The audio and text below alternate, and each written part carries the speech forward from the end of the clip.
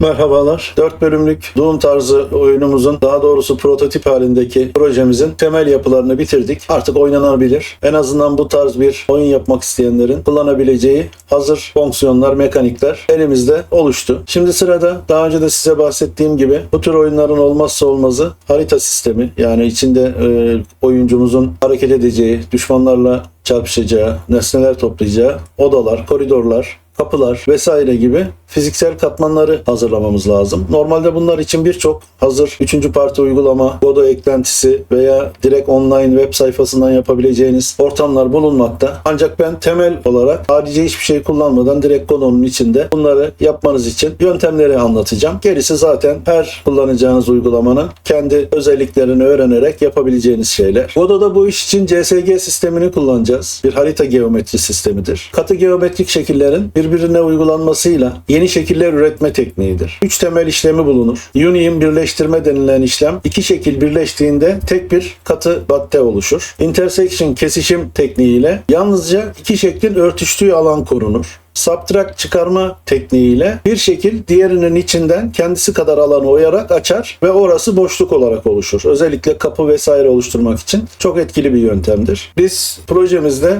etkin olarak Subtract işlemini kullanacağız. Çünkü bina olarak tabir edebileceğimiz tek büyük bir katı cisim içinden bölümler oyarak odalar, o odaların duvarlarından yine oyma işlemi yaparak, subtract yaparak kapılar vesaire oluşturacağız. CSG sistemine biraz daha detaylı değinmek istiyorum. Constructive Solid Geometry açılımıdır. Az önce bahsettiğim 3 temel işlemle birleştirilerek yeni şekiller üretilmesi tekniğidir. Godot'da CSG Box 3D, CSG Sphere 3D gibi düğümler bu işlemleri gerçek zamanlı olarak hem hesaplar hem fiziksel olarak hazırlar. 3 temel işlemden ilki Union işlemidir. İki şekil birleştirilerek tek bir katı oluşturulur. Varsayılan olarak tüm CSG bloklarının işlem kodu Union'dır. Bizim kullanacağımız main blok 46 10 44 birim, yani metre olarak ölçeklendirilmiştir. Yani 46'ya 44 metre bir alan, 10 metre yüksekliğe sahiptir. Biz bu bloğu Union kullanarak içinden çeşitli bölgeler oyarak odalarımızı oluşturacağız. Yani sonuçta main blok bizim haritanın tüm geometrisini kapsayacak büyük bir katı blok olarak davranacak. İkinci operasyon şekli subtract çıkarma işlemidir. Bir şekil diğerinin içinden oyulur. Bizim kullanacağımız room 1, room 2, room 3 gibi istediğimiz kadar oda ekleyebiliyoruz bu sistemde. Bu düğümlerin tamamı bu modda çalışacak. Yani main bloktan, ana katı bloğumuzdan kendi istediğimiz oda büyüklüğünde bir alanı oyarak orayı bize boşluk olarak oluşturacak. Kapılar da aynı şekilde subtract işlemini kullanıyor. Bu düğümlerimiz de oda duvarına kapı boşlukları açacak. Biz 1 metre derinliğinde, 3 metre yüksekliğinde, 2 metre genişliğinde bir katı cisim oluşturacağız. Bunu subtract'la istediğimiz duvara uygulayıp oradan bir kapı boşluğu açılmasını sağlayacağız. Yine taban ve tavan objelerimiz olacak. Bunlar zemin ve tavanı temsil edecekler. Bunlarda da Union kullanacağız. Yani herhangi bir çıkarma ya da ekleme yapmayacağız ana bloktan. Yalnızca farklı dokular kullanarak tavanı ve tabanı görsel tabanına ve tavanına yerleştireceğiz. Yükseklikleri 0.1 metre minimum kalınlıkta yapacağız. Ve Y eksenindeki yükseklikleri ise zeminin, yani floor'un yüksekliği 0,05. Mevcut ana bloğun kendi zemininin hafif üstünde kalarak onun görünmesini engelleyecek. Tavan olarak kullanacağımız obje ise yerden 3.8 metre yüksekte duracak ve dediğim gibi tavanı temsil edecek. Sonuçta CS Combiner 3D, yani bizim projede kullanacağımız level geometri adını vereceğimiz düğüm tüm bu işlemleri tek bir geometri nesnesi olarak birleştirecek ve yönetecek. Bunun Use Collision özelliğini true yaparak ekstra bir Collision Shape 3D ekleyerek çarpışma alanları tanımlamamıza gerek kalmayacak. Otomatik olarak fizik çarpışma meşlerini de oluşturacak. Şimdi isterseniz projemizi kurmaya başlayalım. Evet, projemiz son haliyle karşımızda. Malumunuz basit bir platform üzerinde çalışıyorduk. Şimdi bir bina inşa edip içine odalar ve koridorlar koyup kapılarla geçişler açıp daha profesyonel bir hale getirelim. Öncelikle bir new scene ile sahne oluşturup bir 3D objemiz olan Node 3D'yi ekleyip ismini Room yapalım. Onun altına Add Child Node'la bir World Environment ekleyelim. Sonrasında Environment kısmına New altından bir Environment ekleyip ona tıklayalım. Background modunu Custom Color yapıp renk olarak da koyu bir lacivert ayarlayalım. Ambient Light'ın Source'ünü Color yapalım. Onu da düşük yoğunluklu bir gri olacak şekilde 0.2, 0.2, 0.2 yapalım. Glow'u da açalım. Burada background mode custom color ayarı arka planı düz bir renge sabitler. Böylece mekanın dışına çıkıldığında uzay boşluğunu andıran koyu bir görüntü elde edilir. Tone map'te ise filmic yapalım. Bu da yüksek kontrastlı aydınlık ve karanlık bölgelerin gerçekçi görünmesini sağlar. Glow enabled, yani glow'u on yaptık. Bu da ışık kaynaklarına belirgin bir parıltı efekti katar. Doom atmosferine uygun dramatik bir görüntü oluşturur. Şimdi kök dizinimize Edgeheight'la bir adet CSG Combiner 3D ekliyoruz. Adını level geometri yapalım. Tüm geometri işlemleri burada hesaplanacak. Use Collision'ı da açalım. Böylece ayrı bir Collision Shape 3D eklemeye gerek kalmadan tüm duvarlar çarpışma alanı olarak otomatik ayarlanır. Şimdi onun altına bir CSG Box 3D ekleyip bu bizim ana binamız olacak. İsmini Main Block yapalım. Transform'dan size olarak da 46, 10, 44 vererek 46'ya 44 taban ölçülerinde 10 metre yüksekliğinde bir ana blok binamızı oluşturalım. Material kısmından standart Material 3D ekleyelim. Ona tıklayıp UV1'inden triplanarı 10 yapalım. Üzerine yüklenecek dokular duvarın yönünden bağımsız olarak uygun bir şekilde yerleştirilir bu sayede. Şimdi bir doku yükleyeceğiz. Duvarımızı tuğla ile kaplayacağız. Albedo'yu açıyoruz. Texture'dan Quick Load. Bizim şurada Wall PNG diye bir dosyamız var. Asset klasörü içinde. Onu yüklüyoruz. Gördüğünüz gibi tüm bloğu duvarla kapladık ve hepsinin yönleri birbiriyle uyumlu. Hemen ardından Sampling Filter'ı Nearest yapıyoruz. Main blokta bir ayarımız daha var. Transform'dan Position'ını -2, 1.75, -1 yapıyoruz. Odaları düzenlerken bize daha büyük kolaylık sağlayacak bir ölçü bu. Bunu da yaptıktan sonra main bloğumuzun işlemleri tamam. Şimdi level geometri altına bir adet CSG Box 3D ekleyip ismini Room 1 yapalım. Birden fazla oda koymak gerektiğinde numaralandırmak iyi olacaktır. Hemen ölçülerini 10, 4, 10 yapalım. 10'a 10, yani 10 metrekarelik bir oda, 4 metre yükseklik var, tavan yüksekliği. Sonrasında materyale standart materyal 3D ekleyip küreye tıklayarak albedo'yu açıp texture'e şu bizim wall PNG'yi yüklüyoruz. Asset klasöründe bulabilirsiniz. Hemen UV1 kısmını açıp triplanarı 10 yapıyoruz. Şu tuğla desenlerinin geçişlerinin daha düzgün olmasını sağlayıp birbirleriyle bağlantılarının kesintisiz olmasını ayarlar. Sonra sampling kısmından linear map'i nearest yapalım. Repeat de açık olsun. Böylelikle bir tane oda yapmış olduk. Şimdi yaptıklarımızı görebilmek adına geçici olarak main bloğun yüksekliğini 1 metreye düşüreyim. Böylece odamız daha net gözüksün. Ancak odanın yükseklik ayarları, transform ayarları uygun değil. Hemen transform'a girip şunu kapatıp transform'dan x pozisyonunu -5.25, y'yi 2, z'yi de 4.592 yapalım. Diyeceksiniz bu değerler nereden geliyor? Ben bu projeyi daha önce yaptım arkadaşlar, videosunu çekebilmek için. Oradan değerleri alarak veriyorum. Amacı da hesaplamaları yaparak videoyu uzatmamak. Bu değerler aynen bu şekilde girildikten sonra projeyi istediğiniz gibi inceleyerek veya tutup sürükleyerek odalarınızı istediğiniz yere alabilirsiniz. Şimdilik bu ayarlarla ilerleyeceğiz. Bir de Room'un operation'ını, bakın union olduğu için direkt ekledi. Operation'ını subtract yapıyoruz. Subtraction yapıyoruz. Ve bize gördüğünüz gibi bir oda zemini oluşturdu. Altının delik olduğunu aldırmayın. Sonra tavan ve taban ayarları yaparken zemin koyacağız. O zaman kapanacak. Şimdi perspektiften top view'e geçip odalarımızı çoğaltalım. Room 1'i Ctrl D ile çoğaltıp Room 2 yapıyoruz. Hemen ayarlarını, ölçülerini ellemiyoruz. Pozisyonunu transform'dan bu sefer +5.25 vererek oda 10 metre genişliğinde olduğu için merkezden 5.25 içeri aldık. Buradan +5.25 içeri alırsa 10 metre yapar. 25-25 0.25'te 50 santim yaparak aradaki duvarı oluşturur. Yani birbirine yapıştırırsanız bunlar birbirini subtract'tan dolayı çıkaracağı için arası açık olur. Ama 0.5 metre boşluk verirseniz şu iki odanın 5.25 10.50 yapar. Bu 50 aradaki duvar boşluğudur. Sonrasında Ctrl D ile Room 3 yapalım. Onun ölçülerini değiştirelim. 15'e 4 10 yapıp pozisyonunu da transformdan eksi 2.75 yine 2 15 yapalım. Böylece aşağıda daha büyük bir oda oluşturalım. Hatta onu 15.1 yaparak biraz daha açıp duvarı diğeriyle aynı kalınlığa yaklaştıralım. Şimdi 3 tane odamız oldu. Şimdi bu sistemde kare veya dikdörtgen harici doğrudan bir oda eklemek mümkün değil. L şeklinde, T şeklinde odalar yapmak isterseniz yapacağınız işlem birden fazla oda tanımlayıp onları üst üste bindirmek. Dolayısıyla subtract işlemi aradaki duvarları kaldırdığında istediğiniz şekli elde edersiniz. Hemen Room 3'ü Ctrl D ile kopyalayıp onu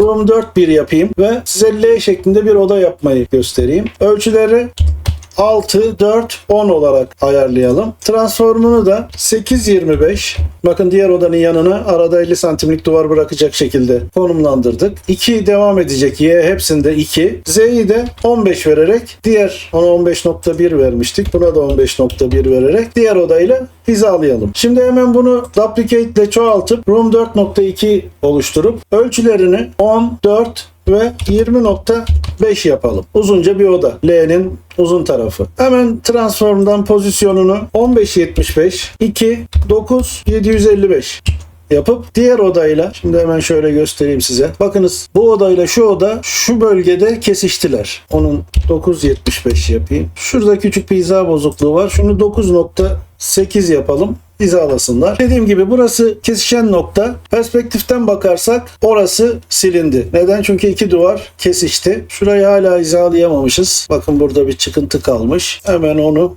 9.85 yaparak düzeltebileceğimizi umuyorum. Evet. Düzeltmeler hep bu şekilde yapılıyor. Perspektiften bakıp odamızı seçtiğimizde şimdi burada artık bizim L şeklinde bir odamız oldu. Burada kapı yok. Çünkü duvarı üst üste bindirerek iki objenin subtract özelliği aktif olduğu için birbirinden çıkardık. Şimdi ben 6 tane daha oda ekleyeceğim. Toplamda 10 odalık bir harita yapalım istiyorum. Geri kalanlarını aynı mantıkla ekleyip videoya devam edeceğim. 10 tane oda ekledik. Bir tanesi L şeklinde olduğu için 2 parçadan toplamda 11 parça kullanarak şu şekilde bir mimari oluşturduk. Şimdi sırada kapılarımız var. Hemen yine bir tane Room'unu kopyalayalım Ctrl D ile. Adını Doorway 1 koyalım. Bunlar kapı geçişleri. Henüz kapı değil. Kapılar için oyuklar açacağız. Ölçüsü 1, 3, 2 metre. Yani 3 metre yüksekliği olan, 2 metre genişliği olan, kalınlığı da 1 metre olan. Çünkü bizim duvarlarımız 0.50. Şimdi göstereceğim 1 metre yapmamızın sebebini. Ölçülerinde bir duvar oluşturduk. Materyalin duvarla aynı olması sorun değil. O bölge zaten silinecek. O yüzden materyali ellemiyorum. Subtraction açık. Zaten Room'dan kopyaladık. Şimdi bunu arkadaşlar şu ekranda bir kullanımı size zoom anlatayım. Tekerlekle, mouse'un tekerleğiyle zoom yapıyorsunuz. Shift basılıyken orta tekerlekle açıyı bozmadan görüntüyü kaydırıyorsunuz. Shift basılı değilken orta tekerlekle açılı bakmayı sağlıyorsunuz. Kontrole basarsanız da tekerlekle ileri geri zoom yapabiliyorsunuz. Şimdi tekrar perspektiften tab deyip shift basılıyken şöyle yaklaştırıp tekerlekle zoom yapıp şuna yaklaşayım. Şimdi kapılarımızın açılacağı yerleri ilgili bölgelere yerleştireceğiz. Şimdi bu kapı boşluğunu sürükleyip şu iki odanın arasındaki duvara yaklaşalım. Şu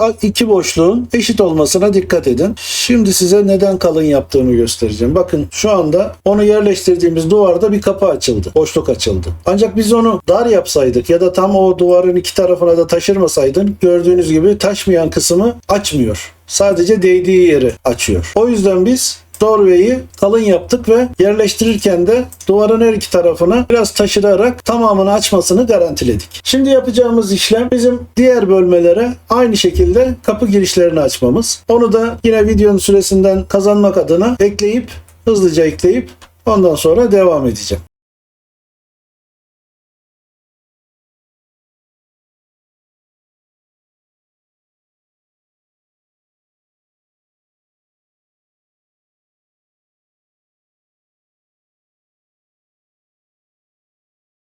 ...16 tane kapımızı ekledik. Herhangi bir kapıyı kopyalayarak sürekli duvarların üstüne taşıyarak yerleştirdim. Herhangi bir kapının yönü değişmesi gerekiyorsa transformdan Y değerini 0 iken 90, 90 iken 0 yaparak ilgili duvar yönüne göre ayarlayabilirsiniz. Artık bunlar tamamen kapı geçişleri. Şu anda herhangi bir kapı yok. Sadece kapılar için boşluk açtık. Şimdi zeminimizi oluşturalım. Yine Level Geometry'ye bir CSG Box 3D ekleyip adını floor koyalım zemin anlamında. Ölçülerini 46, 0.1, 44 yaparak bizim binamızla eşitleyelim. Tabii onun pozisyonunu da binayla eşitleyelim. -2, 0.05.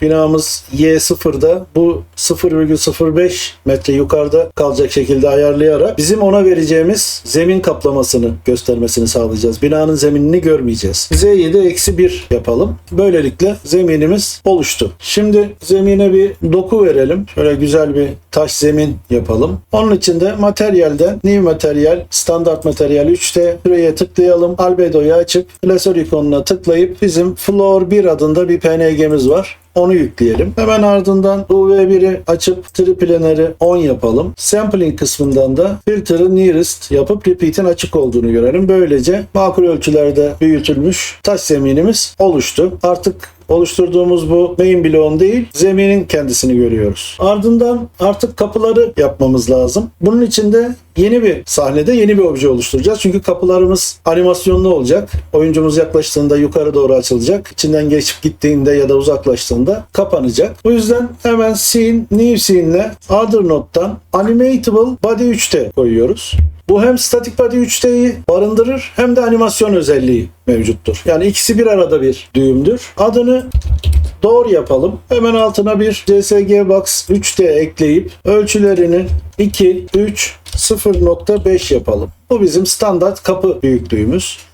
Duvarlarımız 0.5 metre kalınlığında olduğu için duvarla aynı kalınlıkta. 2 metrede eni, yüksekliğimizde 3 metreyi de açtığımız boşluklarda tam içine oturtturacağız bunları. Hemen materyalden New Standart Material küreye tıklayıp Albedo'yu açıp Texture'dan bizim burada Rusty Metal adında bir PNG'miz var. Onu yükleyelim. Kapı şöyle metalik paslı bir hal alsın. Şimdi sahneye kök düğümüne bir Collision Shape 3D ekleyelim, çarpışma alanı. Shape olarak Box Shape 3D verip ona tıklayarak size'ını 2, 3, 0.5 yaparak kapımızla aynı büyüklüğü ayarlayalım. Ardından kök düğüme bir araya 3D ekleyerek gelen nesneleri hissedecek bir bölge oluşturalım. İsmini de Player Dedektör yapalım. Ona da bir Collision Shape 3D vereceğiz. Onun da çarpışmaları hissetmesi lazım. Yine Shape'den Box Shape 3D veriyoruz. Shape'e tıklayıp ölçülerini 2, 3, 2 yapıyoruz. 2 yapmamızın sebebi Z'yi, bakın biraz kalın oldu kapıdan. Oyuncu direkt kapıya gelip temas edince değil de yaklaşınca kapı açılsın, onu hissetsin diye. Yarımşar metre, bizim kapımız 50 santim, özür dilerim yarımşar metre değil, 75 santim her iki taraftan bir hissetme alanı koyuyoruz. 50 santim kapı, 1,5 metreyi de 2'ye bölerseniz 0,75 metre yani 75 santim bir hissetme alanı vermiş oluyoruz. Son olarak kök düğüme bir Animation Player ekliyoruz. Çünkü bu kapı animasyonla açılıp kapanacak. Zaten onu seçtiğimizde aşağıda animasyon penceremiz açıldı. Şimdi hemen buradan Animation New Open adında bir animasyon ekleyelim. Animasyon süresini 0.5 saniye yapalım. Bu süre zarfında kapı açılacak. Şimdi açması gereken kapıyı tanıtacağız. CSG Box 3D'ye tıklayıp şunu kapatıp Transform'dan mevcut 000 konumundayken şu anahtar sembolüne tıklayarak Create diyoruz ve bize bir keyframe denilen ilk kareyi oluşturuyor. Sonra zaman süresinde 0.5 yazıp animasyonu bittiği yere kaydırıp kapımızın yüksekliğini Transform Position'dan Y değerine 3 yaparak kapıyı açılmış pozisyonuna getiriyoruz. O esnada anahtara bir kere daha tıklıyoruz. Bakın buraya da bir nokta oluşturdu. Şimdi animasyonu oynatırsanız bakın yumuşak bir şekilde biz başlangıcı ve bitişi verdik. O da bu animasyonla onu 0.5 saniyede hareket ettirdi. Şimdi Collision Shape 3D'nin de bu kapıyla birlikte yükselip alçalması lazım. Çünkü bir engel oluşturacak oyuncuya. Normalde çarpışmaları hisseden bir katman. Onun da ortadan kalkması lazım. Collision Shape 3D seçiliyken animasyonumuz 0.0'da. Onun da pozisyonu 0.00'dayken anahtara bir kere tıklayıp Create diyerek ilk kareyi oluşturuyoruz. Sonra süreyi 0.5 ile son kareye getirip Collision Shape 3D'nin Y değerini 3 yapıp anahtara tıklıyoruz. Gördüğünüz gibi ona da bir animasyon oluşturdu. Şimdi oynattığımızda bakın Collision Shape 3D'de onunla birlikte yukarı aşağı iniyor. Bu şekilde kapı animasyonumuzu da oluşturduk. Bunu save edelim Door TSCN diye ve tekrar Room sahnemize geçelim. Artık bu kapıları sahneye ekleyeceğiz. Odamızın kapılarına monte edeceğiz. Bunun için kök düğüm görünür şekildeyken file sistemden Door TSCN'yi tutup sürükleyerek Room kök düğümünün içine bırakıyoruz. İsmini de Door 1 yapalım. Birden fazla kapı koyacağız. Hemen perspektiften Top View'e geçip bu kapıların konumlarını daha önce koyduğumuz boşluklarla tam olarak ortalıyoruz. Şimdi ben her kapı boşluğu için toplam 16 tane yine hızlıca kapıları ekleyip hizalamalarını yapacağım. Sonrasında devam edeceğiz.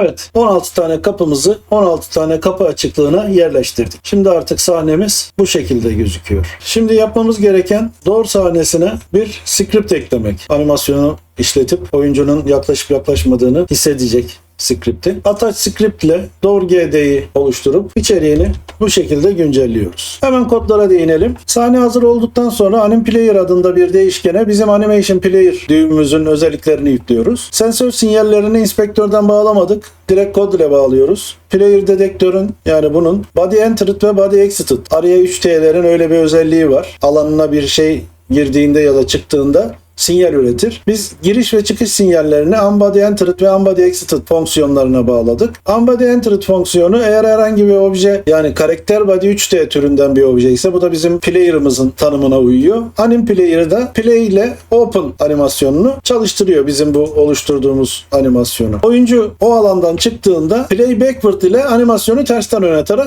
kapıyı kapatıyor. Şimdi sırada odaları aydınlatmak var. Sahneleri kaydedelim. Hemen kök düğümümüze Add Child Node ile OmniLight 3D ekliyoruz. Adını da Light 1 yapıyoruz. 3D sahneye geçelim. Perspektiften Top View şöyle bakalım. Şimdi onun hemen range'ini Omni'nin altındaki range'i 10 metre yapalım. Light altında enerjiyi 2 yapalım. Biraz güçlü bir ışık olsun. Transform'dan da sadece yüksekliğini bunun ayarlayalım. Diğerlerini sürükleyip bırakarak yapacağız. 3 metreden tavan yüksekliğinden ışık versin. Şimdi perspektiften Top View'e geçelim. Her odanın üzerine birer tane merkezlerine aydınlatma koyalım. Bu aydınlatmaların ayarlarını her oda için kısıp açabilirsiniz. Rengini değiştirebilirsiniz buradan. Her odaya farklı ambiyanslar verebilirsiniz. Ben hepsini aynı kullanacağım. Bunu kopyaladık. Şu odaya yerleştirelim. Bunu kopyaladık.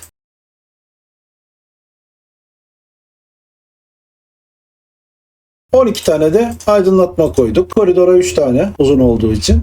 Diğerlerinde de her birine birer tane aydınlatmamızı koyduk. Şimdi sırada bu sahneye oyuncumuzu dahil etmek var. Kök düğümüne bizim player TSCN'yi sürükleyip bırakıyoruz. Onu da duvarların içinde çıkmasın. Şöyle büyük bir odaya, en sondaki odaya şöyle bırakalım. Evet, oyuncumuz bu odada başlasın. Tabii bir de bizim harita editörümüzün objeleri yerleştirmesi için bir tane de Node 3D lazım bize. Map Spawner'ı yükleyeceğimiz. Add Child Node. Şuradan Node 3D seçip script olarak Map Spawner scriptini onun script hanesine bırakıyoruz. Böylece harita editörümüz gerekli objeleri bu alana yayacak. Şu anda artık haritamız bitti sayılır. Sadece kullanıcı ara birimini eklemedik. Onu da yine kök düğümüne Inventory UI sahnemizi UI TSCN'yi kök düğümüne bırakıyoruz. Onu da en üste alalım. Hemen kökün altına. Bu sayede haritamız bitti. Şimdi main bloğun yüksekliğini artık 10 metreye ayarlayabiliriz. İçini görmemize gerek yok. Yapacağımız son şey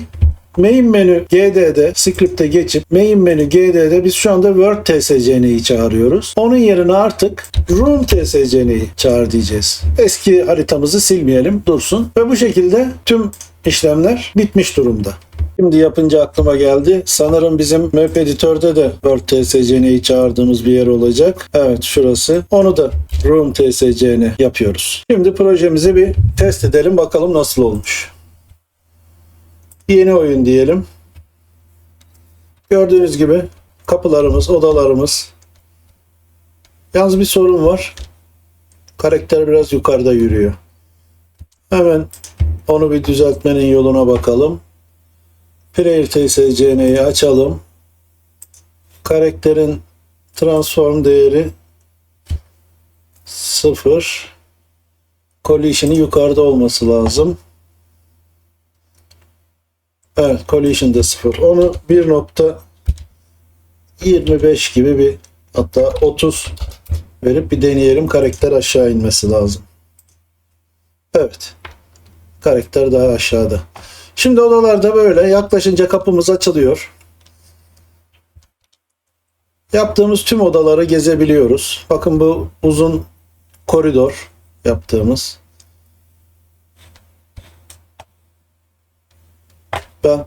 Uzun koridor bu. Kayboldum gerçekten. Buralardan girip tekrar koridorlara çıkabiliyoruz. Şimdi obje ekleyip harita editörünü açıp, yalnız harita editörümüz bizim Word TSCN'ye göre ayarlıydı. Hemen harita editörümüzü de yeni oda sistemine uyumlu hale getirelim. Map Editor GD açık. Öncelikle daha önceden grid size'ımız 100'dü. Çünkü haritamız, daha doğrusu kullandığımız basit platform 200 metreye 200 metreydi. Bu 46'ya 44. O yüzden bunu yarı değer olarak 25 alalım. Sonrasında Map Spawner GD'de de 100'lük bir alan vardı. Evet, -100 -100 arası. Bunu da yeni vektör koordinatlarına göre -25 -25 yapalım. Bir de Map Editor GD'de OnGrid Draw, grid'e çizdiğimiz şu fonksiyon. Burada da 2 tane 100 kullandığımız yer var. Onları da 25 olarak değiştirelim. Save edip projemizi bir daha çalıştırıp Map editörüne girdiğimizde evet, karakterin yeri çıktı. Artık 25'e 25 mevcut ölçülerimize uygun. Şimdi karakterimizin yanına bir tüfek, bir tabanca, bir tüfek şarjörü, bir de tabanca şarjörü koyup dosyaya kaydet deyip oyuna dönelim. Evet. Objelerimiz yüklendi. Daha önceki platformda olduğu gibi obje yükleyebiliyoruz. Haritamız ve editörümüz çalışıyor. Oyuna dönelim. Harita editörüne geçip haritayı yükle diyelim. Karşımızdaki odaya bir tane düşman koyalım. Dosyaya kaydet, oyuna dön. Şöyle bunları toplayalım. Sonra şuradaydı sanırım. Buradaymış.